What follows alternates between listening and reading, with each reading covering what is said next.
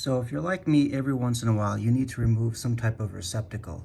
This one here is specifically for a vacuum that I've modified to actually circulate cold air from the basement to actually the second floor. But what this tip is about is this right here. When I had to remove this, you can see that this paint was stuck on to the sides of this.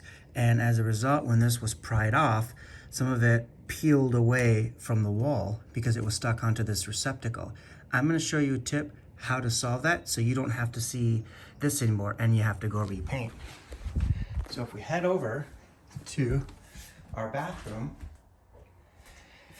we're going to replace this outlet today. And as you can see, they've done something similar where they've painted on the sides and all around. So the tip is this right here. You're going to take your knife and you're going to just go around the perimeter, light but forceful, and you can just push all the way down, just like this. And what you're doing is you're cutting a small cut.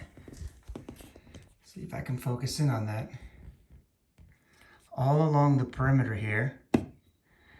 And this prevents, you can see that cut there, this prevents this latex from sticking to the receptacle. So when we move this, it should not pull up any of the paint. And then we'll make sure we go around the corners. All right, let's give it a tug and see if that did the trick. So you can see here, it wants to stick a little bit. You can see where we put that cut now.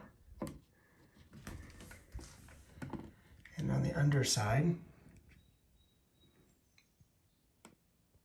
you can see some still sticking in there. Don't pull it. Just see if you can hold it like I'm doing now. And then go again with your knife slowly all along the perimeter, pointing up towards that. Just like that. And that should ensure, perfect.